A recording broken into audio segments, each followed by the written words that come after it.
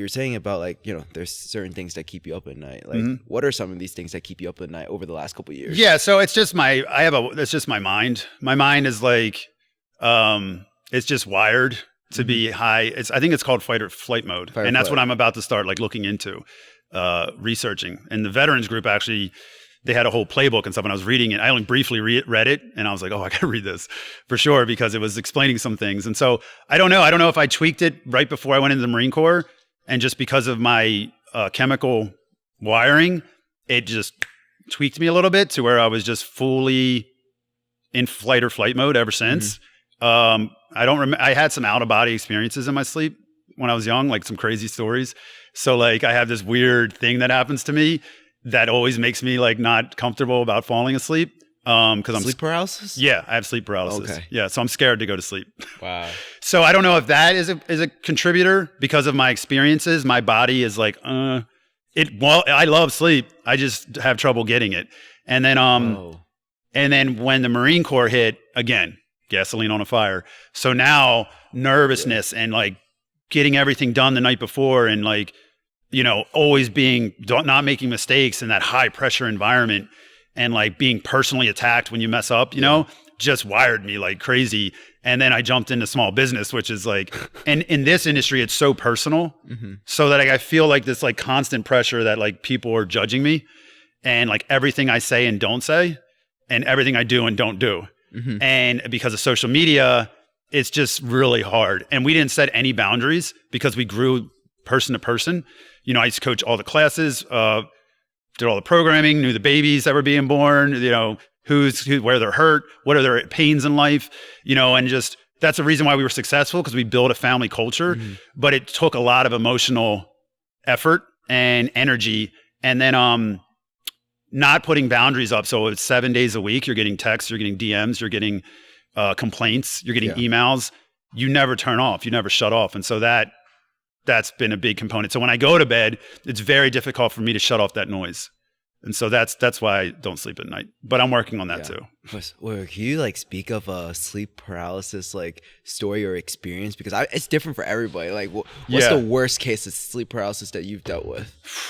The most crazy it ever got was in California, because it's really based on your sleep cycles too. And so like I was being a DJ, I was up late at night, so sleep cycles were all over the place.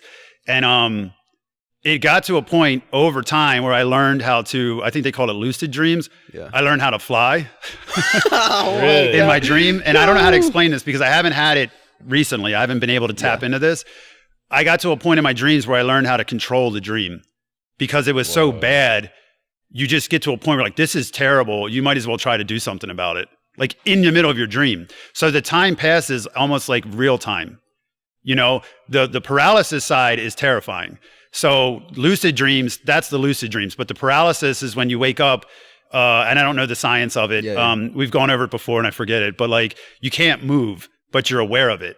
And time passes like regular time passes. So it feels like you're paralyzed in your bed for like an hour. And you do everything in your power to try to move so that you can come out of it. That's phase one. Phase two of sleep paralysis, for some reason, is evil comes into the room while you're paralyzed. So you can't move and you have this overwhelming sense of dread of something coming to kill you. But it's more of a darkness that's like terrifying. It's the most scared you can be, period. Insane. And it's like right behind you. And you can't turn over to look at it or react.